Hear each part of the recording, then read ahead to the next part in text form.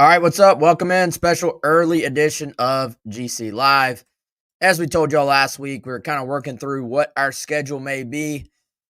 I think for now, this is what we're going to be settled on. So every Monday after a game, we're going to go ahead, early edition of GC Live, go ahead and get our thoughts out there by 2 o'clock. There's been all types of coverage for the game on Monday, so we want to go ahead and get our thoughts out there. So from now on, at least for the foreseeable future, GC Live, 9 a.m. on Monday, and then the rest of the week, it will be our normal times. 2 o'clock Tuesday, 2 o'clock Wednesday. Jack Veltri will be hosting that one.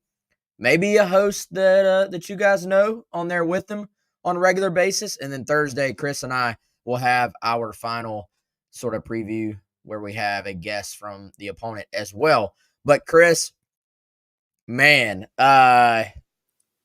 this thing was sloppy. Let's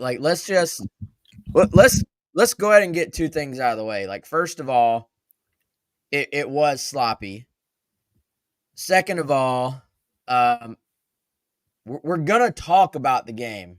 So let's go ahead and get the part out of the way where, because we are talking about some positives or because we're talking about some things that were just a little off. Nobody's sugarcoating. It was sloppy. It was ugly.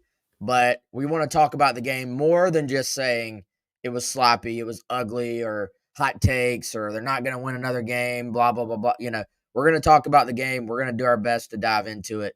And, but yeah, I thought sloppy, just really on all sides, man. Like, obviously there's levels to that. Defense on a whole played well. Like, you don't win the game without the defense doing what they did. But even they, I'm sure they watched the film on Sunday and said, man, if we had been a little tighter, it could have been like a special performance from the defense. Yep. Offense, we're going to get into all aspects of that, I'm sure, but obviously was sloppy. And then even special teams, which I thought had some good moments, but you had a touchdown, fake field goal wiped out by a penalty. You had a blocked punt. You did block a PAT yourself. You had a couple of nice returns, but you had a hold on a return as well that backed you up. So it was sloppy as well, man. It was definitely a first game at Williams-Brice. It was. And I'm going to give one more caveat, Wes, because we don't want to spend a lot of time talking about this. They did win, right? And so you could have very well walked away from this game. And I feel like some of the conversation is almost like the feel of losing to Old Dominion. They did win. You're 1-0. That's the caveat, right? Like, it's better than playing that poorly and then not scoring that late touchdown and losing this football game. The goal is to win. They did that. And honestly, I don't care if people accuse us of sugarcoating it for saying that they won, because that's something that's worth pointing out. I imagine we're going to spend even more time talking about all of the things that were sloppy in this game, because there were plenty that they're going to have to get cleaned up. And here's the thing, Wes, they got to get them cleaned up quickly. This isn't an Ole Miss or Missouri schedule this year that's very favorable in the first month. Those teams have, and no disrespect to any of the opponents they're playing, right? But they're not getting into conference play as early as South Carolina is. They've got their first 3-4 games, not tune-ups, right? But, I mean, kind of as close as you can get. They've got the easiest, quote-unquote, part of their schedule in the first half. South Carolina, you don't have that. Your games are a little bit more spread out. You got Akron in, week 4, et cetera. Your next 2 games are Kentucky and LSU. And so that means you do not have time to let these issues linger. So, yeah, I think there were things in all 3 phases of the game. I'll tell you first, right off the bat, the defense, Old Dominion, they run first play of the game. They throw a little pass to the flat. Demetrius Knight blows it up for a 3-yard loss. Then they get a penalty. Then the pressure and the ball comes out. Debo Williams gets it. South Carolina scores. You're sitting there, or I'm sitting there. I won't put words in anybody else's mouth. You're going, all right, if this continues, the defense is going to completely overwhelm ODU. Carolina's going to get some short fields. this might be the type of night or evening that I thought it was going to end up being, where South Carolina can win handily. It did not, of course, play out that way.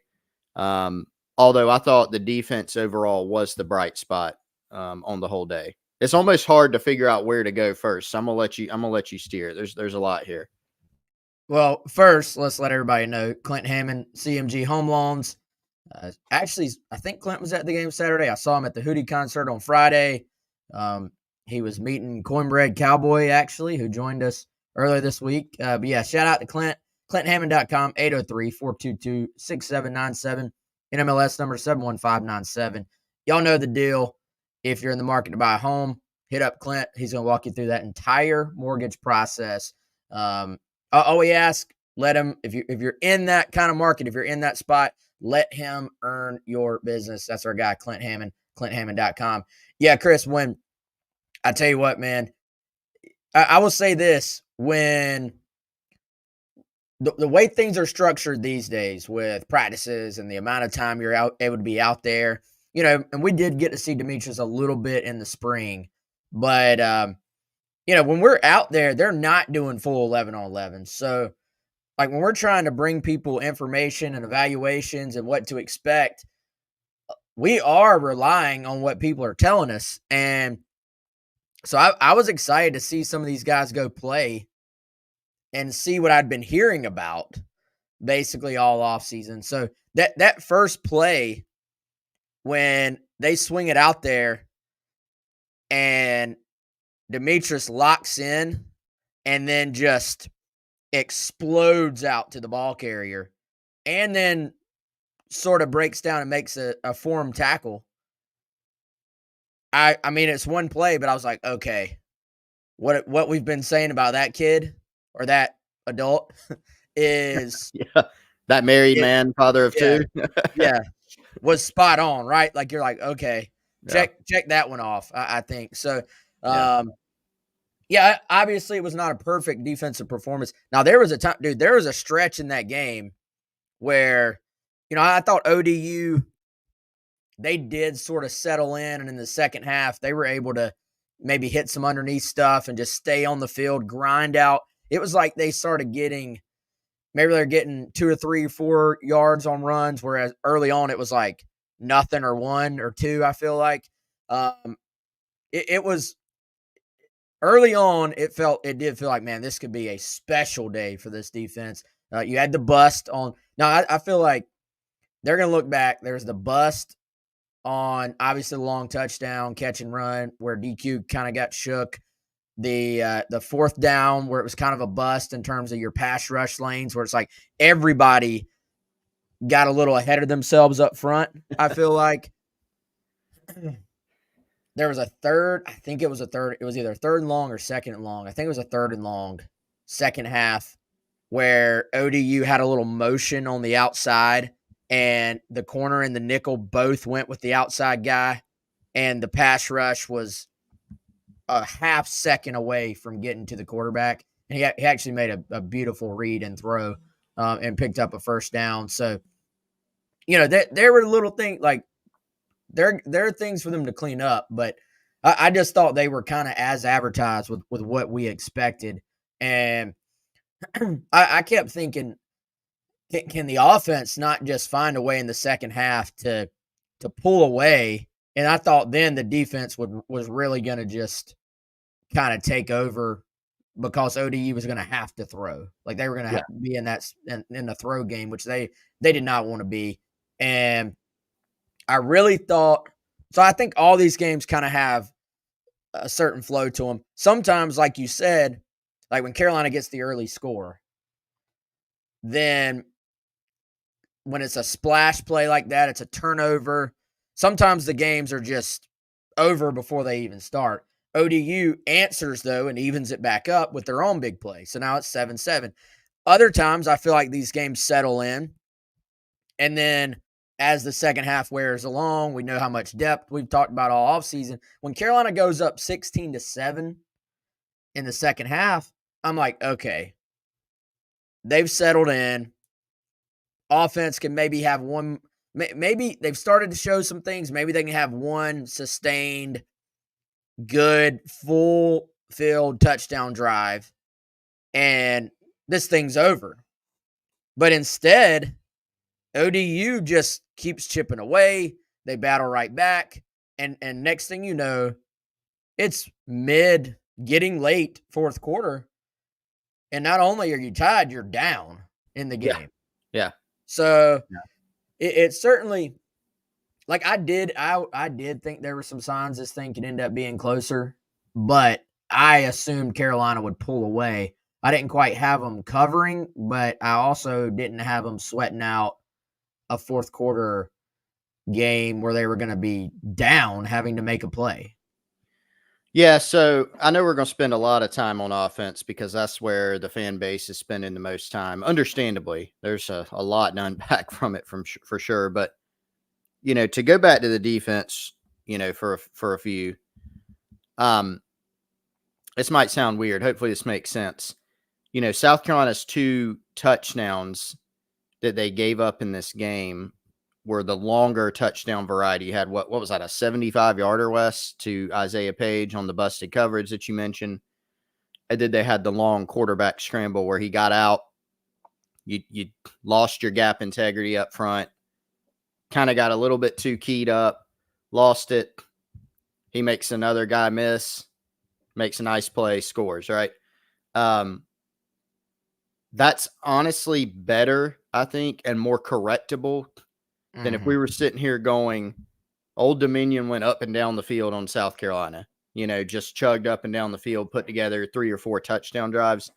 We'd be sitting here going, this is not good, and it sounds weird to say, well, they gave up a couple long explosive touchdowns. That's fine. It's not fine because I tell you, you look at, if you think about that first passing touchdown, there are a lot of teams that South Carolina are going to play this year that are going to be able to do just that, and a couple of them are coming up the next 2 weeks. There's some others that are going to be even more dangerous in that category.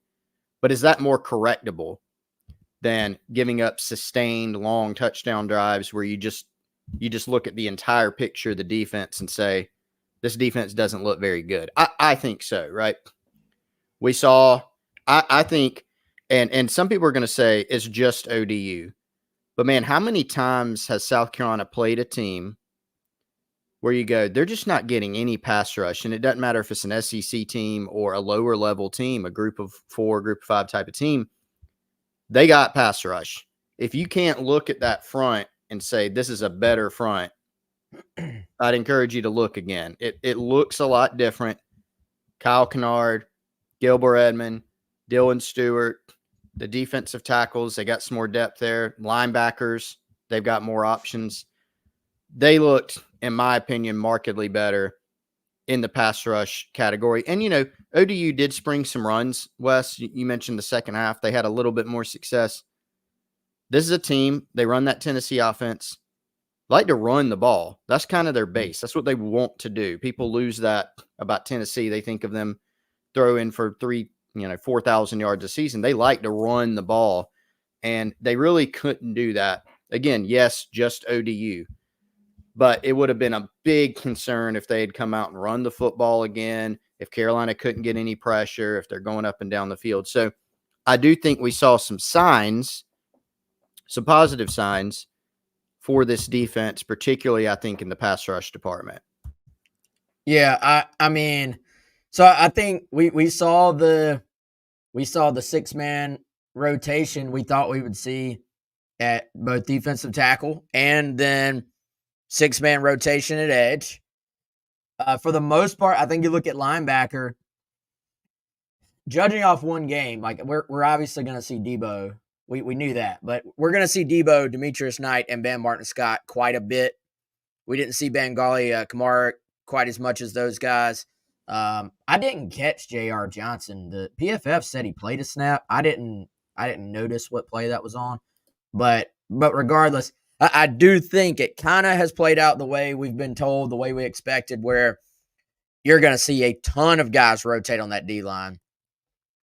Linebacker rotation, but maybe not quite as much as on the D-line. And then secondary, here we are again, some guys playing pretty much the entire game. and a little bit of rotation in there, but it's certainly not as much as those other two spots. And I think that's something that they're going to have to shore up a little bit, continue to build the depth in the secondary. We knew that, but I think it just played out kind of the way we thought.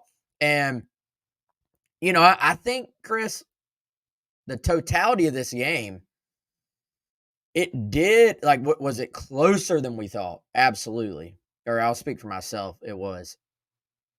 Were some of the positives and were some of the problem areas, though, pretty much exactly what we maybe anticipated, but we just weren't sure to what level they would be because Yeah. you never know that until you go play the games, right? We knew wide receiver was going to kind of be a question. Now, how do you kind of frame all this up? The passing game, I think you got to look at it almost like, let's talk about the passing game as a whole. And that obviously includes wide receiver. That includes pass pro. And that includes quarterback, Lenore Sellers. And with Sellers, what was our topic for really weeks? What are fair expectations for this kid? And is he going to just be that rare guy who just hits the ground running and there's no sort of filling out process? They're just comfortable from moment one. And I think we obviously saw glimpses of the talent. Anybody watching saw there was a little bit of kind of freshman issues here and there. Now, I will say this, looking back, rewatching the game, there were several instances of throws underneath where I think Sellers just didn't quite trust it or didn't see it. And sometimes it was he went ahead and took the deep shot. Sometimes it was he ran the football. There were some throws early on that I think if he just takes the little 5-yard out, for example, and sees the completion and puts it in 2nd and 5, 2nd and 4, and sort of just gets himself settled in, maybe it goes a little bit different. I thought because of the offense being struggling, I was going to say disjointed. Let's say it what it is. Early on, the passing game was struggling. And so then I think you kind of press a little bit, right? And then he throws a beautiful deep ball to Jared Brown. It gets dropped. And when they were in, do what? And they had a penalty, so it wouldn't have even counted. Yeah. And a penalty. And so then you look, you have in some of, certainly I think in the passing situation, so 3rd down and passing, where they know you're throwing, I thought that's when pass protection kind of became an issue. We'll get to the O-line as a whole and that whole topic. I think you and I were texting yesterday. I think the O-line in the running game is maybe a little different conversation than the O-line in the passing game. Looking back, when they knew they had to throw, that was when pass pro, I think, became an issue. But it's kind of one of those things, dude, where they were a little off in like all those facets at times. Yeah. Like there's the one pass I'm remembering where the receiver, he thinks he's settling down in a zone, and Lenoris thinks he's either keeping running or settling in a different spot. And it's like both guys kind of know what they're doing. They're in that instance, the pass pro is there. You're throwing to the right receiver, but you're like you're a yard and a half off of exactly what it's supposed to look like. And as we know, offensive football, it's got to be very fine-tuned or it just doesn't work. There were a couple of throws where Sellers is just high. Like he throws the ball high. A couple of throws are like, hey, man, it's not a great throw, but it'd be great if that wide receiver would bail you out at least once or twice. You know what I'm saying? So It's like all these little things that maybe maybe a lot of them are correctable. But as you said, this thing ramps up in a hurry. So how fast can all that get corrected? Yeah, thinking about the passing game, and we'll talk about the run game, but it was kind of all the issues that we were concerned about. It was a perfect storm of all those issues. And so I would take the ones you mentioned, I think were receiver, Sellers youth, and then, I would throw in too, Wes. Yes, Sellers missed some throws. I think you wrote this as well, and I totally agree on Gamecock Central. The staff, I think, needs to find a way to give him some easier access throws earlier in that game. We could sit here and say, well, they schemed him some guys open. At the end of the day, you got to hit those guys. Yes, that's true. But this is a guy in game one. And so, Tommy, I'll throw this. Yeah, look, we're going to make way too much of this. If we're going to go off a QBR rating from week one, to be quite honest, it's literally the guy's first game. If it's this at the end of the season, come back and put it up. I'll put it up again. I'll eat my words. I don't think it's going to be that bad. It's game one, right? And I think it was every bit of those issues. We were concerned, do they have a reliable wide receiver core? Well, I don't think we saw that game one. Did they kind of maximize what Sellers can do with what they gave him in the passing game, what they asked him to do? I don't really think so. Did Sellers play that well? I don't think so. Now, if you're looking for, okay, how can this get better, especially when you're going to go to Lexington next week and you're going to bring in LSU, who just went toe-to-toe with Southern Cal in Vegas last night, how are you going to improve it that rapidly? If you're looking for a reason of maybe why, and you may say none of these are possible, that's fine. I'm just trying to look at it. Is that going to be the worst game that Sellers ever plays at South Carolina? I mean, it's possible. One thing that we've heard about him and that we know about, Dow Loggins has said, well, this kid doesn't make the same mistake twice. So they're going to have a whole week where they're going to be preparing for Kentucky, but they're going to be, I'm sure last night they looked at the game Sunday night, all throughout the day Sunday. So those issues, are they correctable? Will the coaching staff make some adjustments and say, hey, we asked him to do too much here, or we need to ask him to do something different here? I don't know. Is it possible? Yes, it's possible. Will Mike Furry and Dow Loggins and Shane Beamer look at the receiver core and say, okay, are we playing the right guys? Do we need to get the ball? Do we need to force the ball more to Vandrevius Jacobs and Mazio Bennett? Yeah, probably so. So it's possible that all the disjoining in game one could get a little bit better. Now, are they going to come out and throw for 400 yards against Kentucky? No, nobody's saying that. Can they get better incrementally? Can they be good enough? No, I don't think anybody, Wes, thinks that this passing game coming into this year was going to be this incredible passing game. We all believe this is a run-based offense, and I think we'll get to the run game.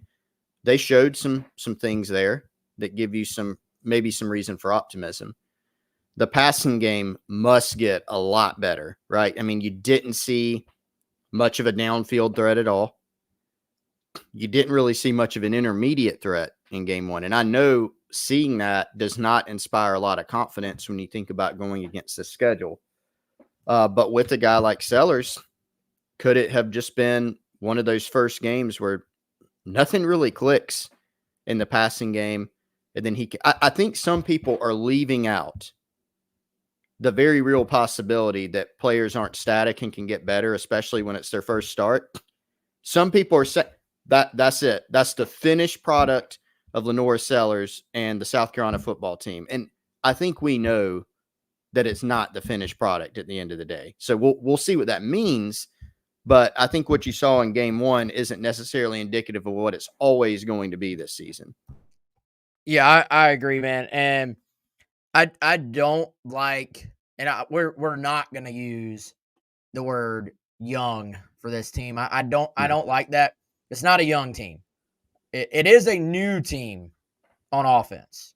Like in terms of depth chart, like who's playing this year versus last year, I'll give you that. It is a new team, and they are young at one very important position, and that is quarterback. And so they're going to be growing pains. I agree with what everybody has said. Like I think were there some underneath throws available to Sellers early on that maybe could have resulted in kind of those positive feelings early on? Yes, but I think the point to be made, they could have been a little more deliberate and like, hey, this is just designed that this is a one read situation. Let's get you this easy ball. I mean, even dude, even the best, like Carson Beck looked a little bit shaky early on um in the game against Clemson. And now he threw for whatever, like he had a great day, but I mean, look at Carson Beck. That start against South Carolina last year, which was kind of his first major SEC opportunity. And I mean, dude, he did not play well. Now he's a Heisman candidate, and he doesn't have the physical ability of Lenore Sellers. So it's going to come along at different paces for everybody, for any player. Basically, you can't compare them all in terms of expectations of how quickly it all clicks. But is it clicking differently if he has 3 proven receivers at his disposal? It's probably a little bit different. Yeah. So I anticipated there being some issues. Now, I thought they'd have maybe 2 or 3 solid drives where we were just like, all right, that's what they want it to be. That's what they want it to look like. I think your biggest concern, man, is that the 2 touchdown drives were both set up by the defense, putting you the ball inside the opponent's 10. Yeah. Yeah, that's the stat, right? When I left that game, when I rewatched the game, the stat that you need to know, and again, South Carolina won, yeah, the caveat, we don't need to mention that again. We're talking about what needs to improve. The stat is they didn't put together a touchdown drive, like a legitimate drive. Mm-hmm. And against Old Dominion, that's not good enough. Yeah. I mean, you've got to be better than that. And so, the other category, Wes, that I think you mentioned earlier, one of the offensive line. Like, I didn't really touch on that. We'll talk plenty about the O-line. Maybe this is a good. I thought that was actually the area that was more concerning, was picking up blitzes and stunts and pass protection. I thought South Carolina on the interior run, not perimeter runs, interior run game, I thought they were solid. After rewatching, more solid than I thought. I know people got really, really ticked off about what Shane Beamer said after the game about the O-line. I did not think they played particularly well in pass protection. Solid in interior run, not solid on perimeter runs. But that was kind of, if you were looking at the concerns, young quarterback, what will the staff do with Sellers in terms of helping him in game one? Offensive line play in terms of pass protection after, last year's opener, you gave up 9 sacks. And then receivers being kind of, do you have reliable options there? And those are 4 things I think we saw problems in all 4 of those areas in game one. Yeah, and the way we had framed up O-line was basically, look, they're going to be improved, but how much are they going to be improved, and how quickly can they kind of gel together? And I know this is how football works. Like, this is the case. Probably every team in America right now is going, man, we were just this one little thing away from this play breaking out and being longer. But there were.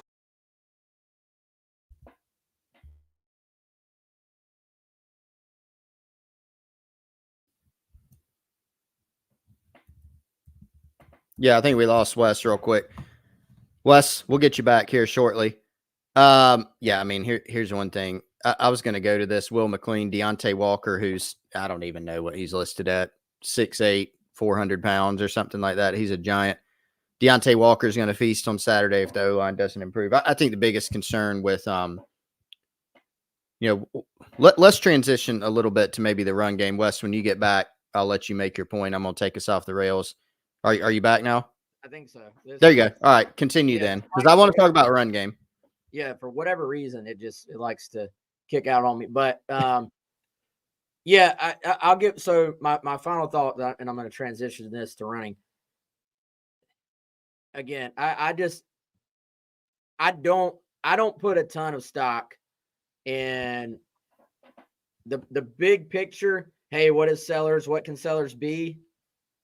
I think we saw a very, very small sample size in the passing game of what his potential is.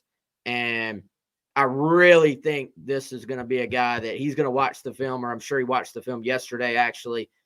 I think there'll be a big jump going in. Now, he's going to be facing a heck of a lot better defense, too. So some of those throws may not be there this coming week that were there. But I do think it was a situation of a guy getting a little bit sped up in the moment because it didn't just instantly go his way, and so that is what sometimes happens with a young quarterback. And so I think he's gonna grow, and he's gonna grow pretty quickly, I believe, because that's kind of who he is. But in the same, and I'll say this too, to me, small sample size here as well, Jacobs and Mazio, they were kind of what we thought they were going to be, I thought. Mm-hmm. But, dude, they still got to solve that X spot, which is supposed to be your bigger, like, usually your main receiver, right? Like, usually your big first target. Got to solve that. Just have to. And, I don't think this has been reported. I think Delvon, I had heard some stuff. He may have been banged up in the lead up during camp, leading up to the game.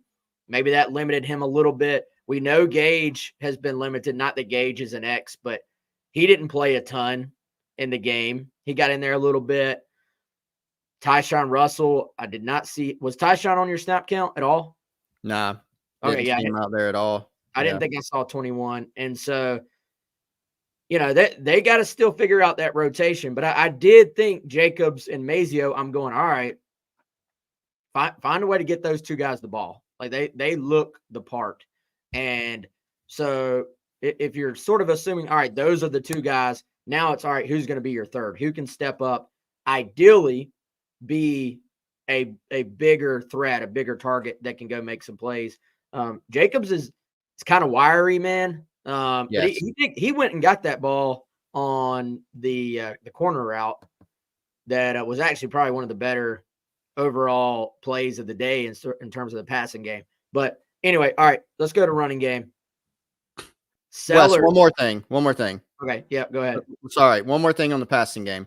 Michael Smith played even more than I thought he would. Hey, that's a sign, dude.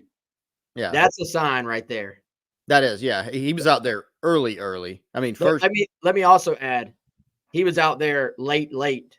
Yeah, when the game was. Here's what I look at when it mattered. Yeah. When the game is on the line, who does a coach put on the field? I don't care who's out there at the beginning. Who's out there when it's on the line?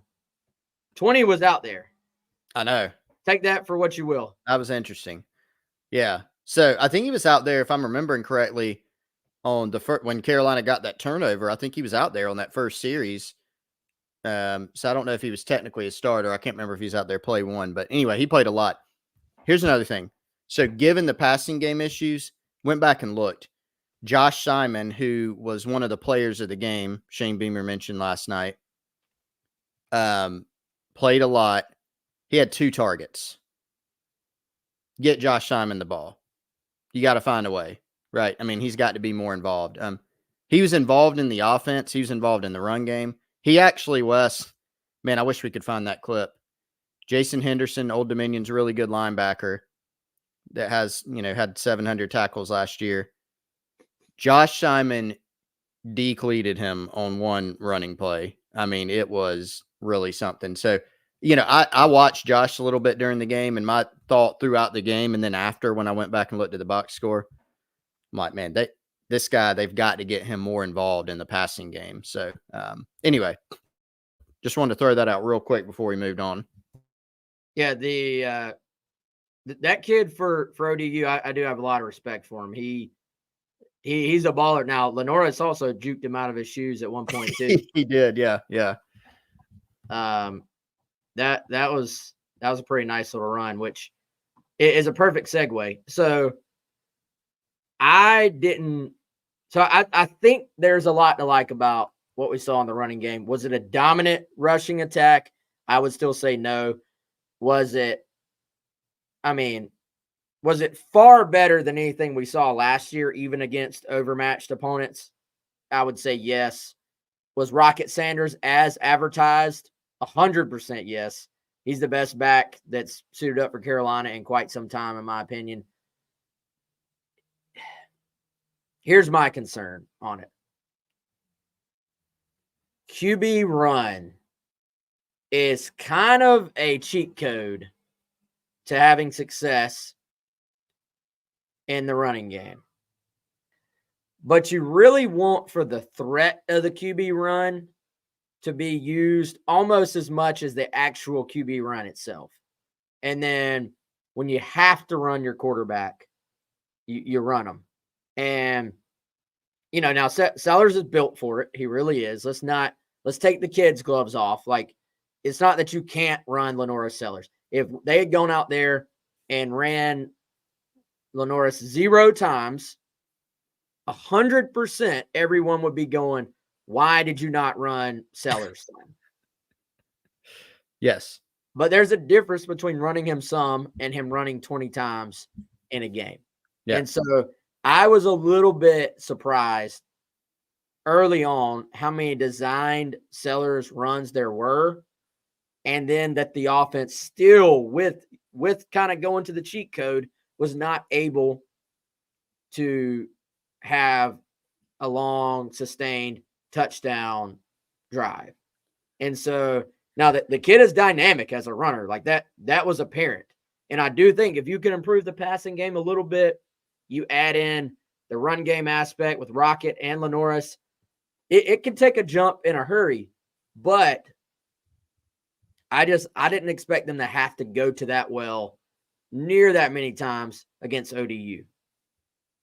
Yeah, and it was interesting because Shane Beamer said afterwards, why am I echoing, Wes? Am I echoing for you? You sound fine on my end. Okay. It's fixed. Magic. That made me lose my train of thought. Yeah, interestingly, after the game, what do we make of this? Shane Beamer said, yeah, we don't want to run Lenoris that many times in a game. He might have said ideally, but regardless, the point is we don't want to run him that many times.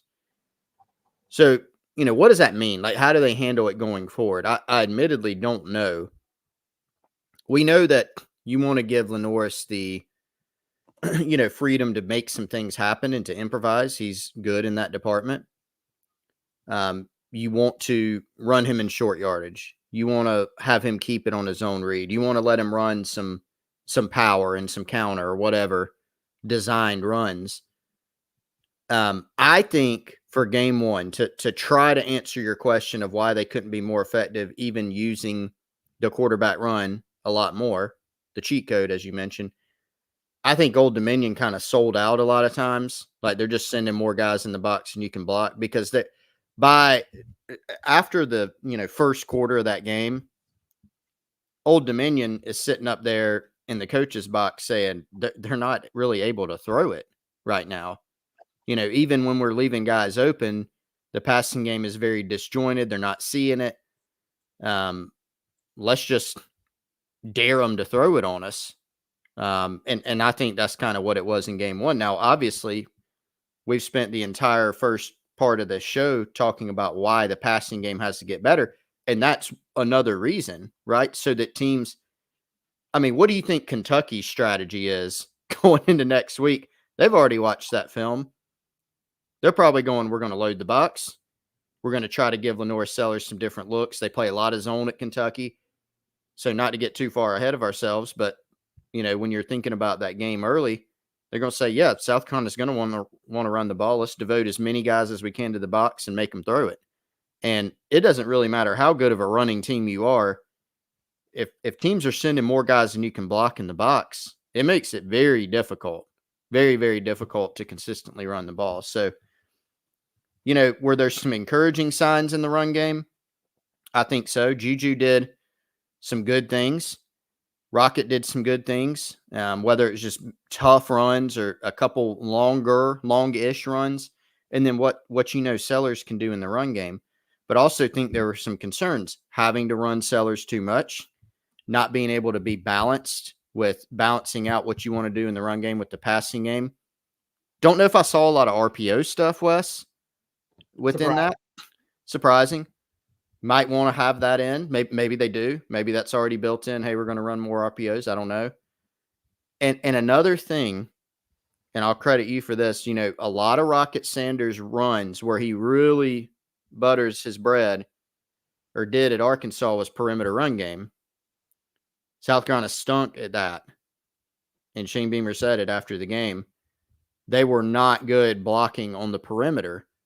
And so you're thinking about utilizing Rocket's skill set. If you're not blocking well on the perimeter, you're not able to unlock really what he's done best throughout his career. Yeah, I don't know that they called a lot of design perimeter run either, which I think maybe you got to look at that. Now they did with Sellers, but not trying to get Rocket not necessarily out in space on like a sweep, but kind of that off tackle spot. Like a lot of what they did with Rocket, it felt like it was more up the middle. Now he's good. Like he's that guy that can sort of take a play that's blocked for nothing and turn it into a positive gain. There was very little. I'll tell you, how many times last year was South Carolina looking at 2nd and 10 or 2nd and 12 where the running game got just nothing or a loss? That was not really the case on Saturday. So I do, like you can keep going back to it's just Old Dominion. Well, but I think against a lot of teams last year, even the ones we would expect them to have success, that was kind of the case. They just could not run the football. So I'll be curious to see the progress of this team as the year goes on. They, for the most part, been able to stick with a similar 5 guys. Now, they had to rotate Tree in at left tackle because Josiah got poked in the eye at one point. And then they did rotate something I did not catch in the game itself because they have similar numbers and kind of look similar from afar. But once I saw your snap count and I rewatched the game, they got Troy Ball in there a decent amount at right guard. So we actually saw, now one of them is cause of injury, but we saw the little oars on the depth chart play out in reality in that those 2 guys rotated at guard and then the 2 guys rotated at left tackle. But point being, last year, even going into the game, there was a lot of just, hey, we can't solve tackle in terms of who's even supposed to be out there. This group, I do feel like, has been able to kind of spend a lot of time on the field together in practice. And I know they're hoping they can kind of just keep that same group together and not have a lot of moving around and getting different guys in there if possible. So, it's going to ramp up very quickly, as we know. I don't think you can punt on a season after one game. What? You're crazy. Didn't Missouri nearly lose in week 2 last year and then go on to beat Ohio State in a New Year's Six Bowl? Wes, not only did Missouri nearly lose to Middle Tennessee State, they did so by the exact same score. It was 23-19. So, yeah, I mean, let's acknowledge the problems while also acknowledging. Yeah, I feel like we've spent 40 minutes probably so far acknowledging the problems. Yes. Yes. While also saying, look, one game does not make a season. So both of those things can be true. And I tell you what, we have been talking for a long time. So before I go on too much longer, Chris, got to tell everybody about our friends at Game Time. It's already queued up right there. If you don't have your tickets to South Carolina versus LSU, hopefully you're still going to go. You're not going to be discouraged by what you saw this past weekend. Head on over to Game Time. That is gametime.co, or just download the Game Time app, and it's going to be your best way to get tickets. Where I know everybody kind of hate seeing ticket fees. I'm one of those people too. Use the all-in feature where it's going to tell you the all-in pricing. It's going to tell you how much your ticket costs right off the bat. And I've told y'all before, I've used Game Time multiple times, including getting to go to the World Series. But whether it's concerts, whether it's South Carolina tickets, Game Time has got you covered. And right now they have this thing, Chris, that's I think kind of new. It's called Game Time Picks, which is like a curated version of the best deals for whatever you're looking for, sports, concerts, comedy, or theater. So take the guesswork out of buying concert or sports tickets with Game Time. Download the Game Time app, create an account, and use code OWN3 for $20 off your first purchase. Terms apply on that. Again, create an account, redeem code OWN3 for $20 off. Download Game Time today. Last minute tickets, lowest price, guaranteed. And that's a literal guarantee. If you find a ticket in the same section to the same game, they're going to refund you 110% of the difference of your ticket price. So again, shout out to Game Time, one of our sponsors here on the show. Chris, I got to go back momentarily. We did talk about them, but I think these two guys deserve some extra love. Kyle Kennard and Dylan Stewart. Woo. Woo. Woo. Indeed. Those guys, holy cow. And I know ODU struggled on the O-line last year. So let's put it into perspective. But, dude, so I watched the game with our guy, Chris Pascal, who many of you already know in person or know he does the verdict with us. He was on GC Live last week, works over at Goins Law Firm. Me and my wife watched the game with him. And so we're sitting there. You know, Dylan Stewart doesn't start. He's not even listed on the depth chart and kind of the first four guys. But he goes out there the first time. And, you know, Pascal and I are both like, oh, Stewart's out there. And from the exact moment he saw the field as a collegiate athlete, this dude was making plays. And we knew about the physical ability, dude, the speed off the edge, but I was most impressed with the fact that he had some versatility to his repertoire. Like he is going speed rush, he's going power. At one point, he literally put the tackle in his quarterback's lap. Like he just bull rushed him. Other times, he's going inside move. And I mean, some guys are just built different. Yeah. And there's levels to that as well. This kid is incredible. And I mean, I don't think it's going to be long before, in my opinion, before Kennard and Dylan are just starting together. I think right now they're still able to kind of use Dylan a little bit more situationally, but dude, this is a guy, he was going through it. Like he was hurting. He had to come off the field several times. There was one play where I was watching him and he didn't come off the field, but I could tell he was like trying to sort of walk it off. ODU's lining up about to snap the ball. And he's just like, well, got to go rush the passer again. And it's like, he just turned it off. Like he just was like, if I'm hurting, so be it. I'm just going to go try to make a play anyway. Like he just turned the pain off. And I could not have been more impressed, like with the overall ability that he displayed. And then Kennard, I went back to, I mean, dude, that's going to end up being a heck of a pickup out of the portal. Like Georgia Tech's got to be kicking themselves on this one because I go back to, he said when he first got here that Sterling Lucas saw that there were a bunch of plays at Georgia Tech where Kennard did everything else right, but didn't quite finish the playoff. And I think we obviously saw him finish a lot of plays on Saturday. And so going back to something we said about Michael Smith, I pay attention to who's in the game when the game is on the line. And Kennard was obviously awesome, and he was out there as well. But when the game was on the line, Dylan Stewart was on the field as well.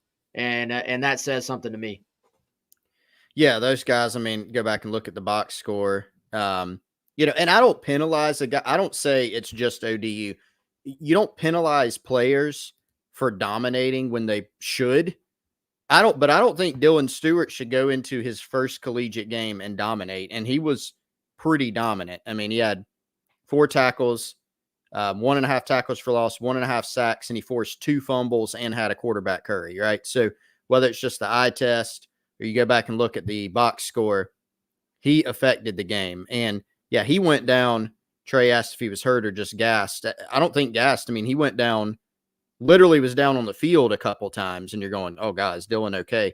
He came back every time. So safe to say he was not playing 100% and still was outstanding. Kennard, Wes, 4 tackles, 3.5 tackles for loss, 2.5 sacks, and a forced fumble. So,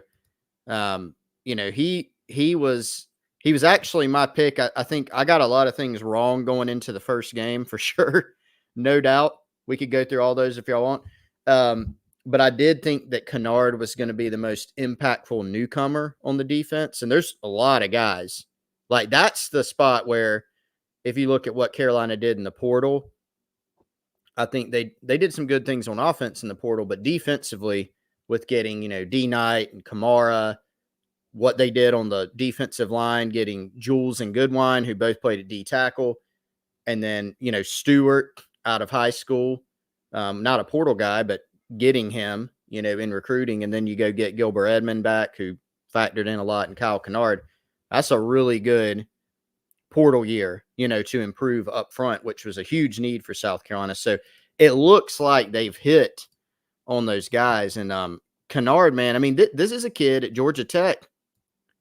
Was he inconsistent a little, as you mentioned, as Sterling Lucas pointed out? Yes, but this is a guy who once had 4 sacks in an ACC football game. He had 4 sacks against Wake one year. So if you're good enough to have 4 sacks in a game, you have some ability. And so I think we saw some of that. Had 2.5 sacks, 3.5 tackles for loss in his first game as a Gamecock. Yeah, Justin mentions Jules. Man, Jules had some moments too. He flashed. I actually loved the story.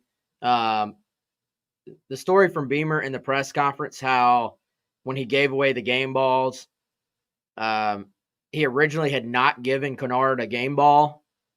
And TJ Sanders was like, grabbed Beamer and was like, Coach, give Kyle a game ball. He's like, trust me, you'll see. And I just, something about that story, even a game that was just ugly and sloppy, and I was like, man, that says something about your guys. Like, TJ's like, let me look out for my fellow teammate who just balled out.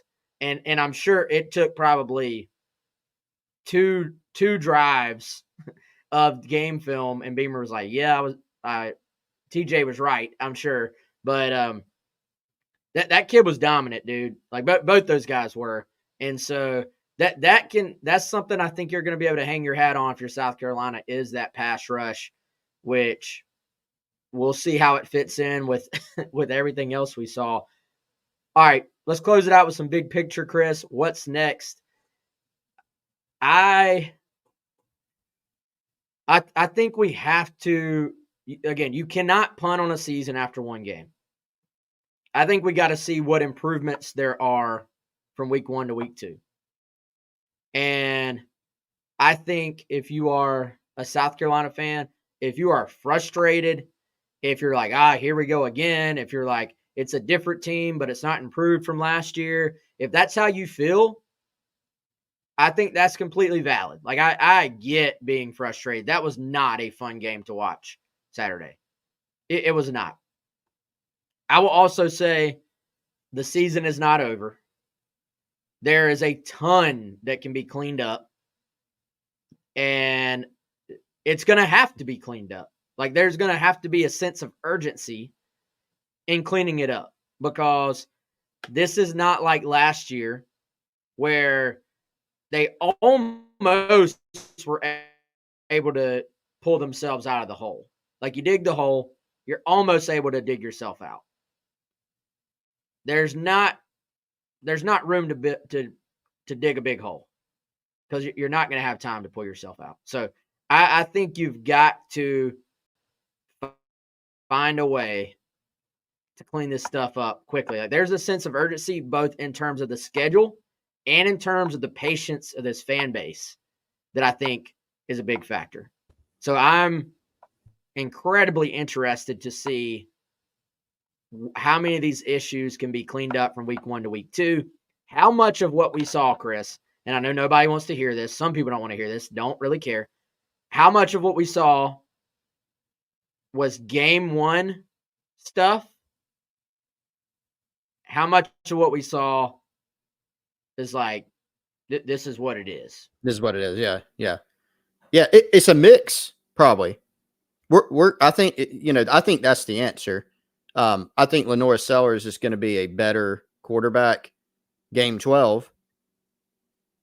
Much better, probably, given his skill set and his IQ and all those things. Probably going to be a much better quarterback than game 1. Will we go throughout the year saying, South Carolina's passing game, the receivers still, not great? Probably. I think there's some of both, I think fans are frustrated, rightfully so, because you eked out a win, had to come from behind in the fourth quarter at home against Old Dominion, and you're looking around going, the SEC just set a record for 60-point wins. Some of them were FCS teams. Mississippi State was supposed to be horrible this year. They won 56-7. Kentucky beat Southern Miss 31-0. We're eking out a 4-point win. And how in the world are these issues going to improve? If Carolina would have beat Old Dominion 41-13, like I picked, very dumb pick by me. If they would have done that, you would have said, okay, cool. Does that mean we can beat Kentucky? I have no idea, really. But the fact that it went the other way and you're eking out the win has a lot of people going in the direction of, we can't beat Kentucky or LSU or Oklahoma or Clemson or any of those other teams because of this. So it definitely clouds it up, throws a lot more doubt into things, throws a lot more questions. But the key question going forward now, what can you improve? Can you improve it rapidly enough to go beat Kentucky in week 2? So I know we'll be diving into that throughout the week. Yep.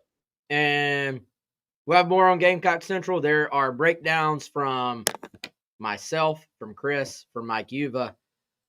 I will have my details you may have missed piece out later today. It's one of my favorite pieces to write. Been gathering details for that. I've got some recruiting notes. They'll be on Gamecock Central as well. And Chris, real quick, as always, man, check out this deal.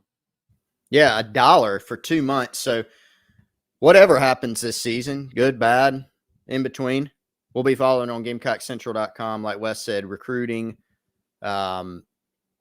what happens on the field, detailed, in-depth breakdowns. You can use code SCAR1, SCAR1. If you don't like the word SCAR to refer to South Carolina, sorry, we didn't come up with it.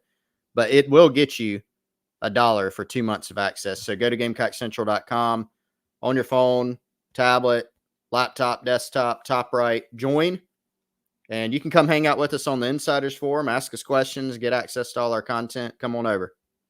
All right, y'all. Again, like we said at the beginning, GC Live now, Monday episodes. Mark your calendars. They'll be 9 a.m. Rest of the time, Tuesday, Wednesday, Thursday, regular time of 2 p.m. And then Jack is actually going to be doing some Sunday live streams as well when applicable. Not sure what time he settled on there, but we will let you know. All right, thank y'all for coming on to our first ever early edition of GC Live. Had some good numbers, so we're going to keep on doing it. For Chris, I'm Wes.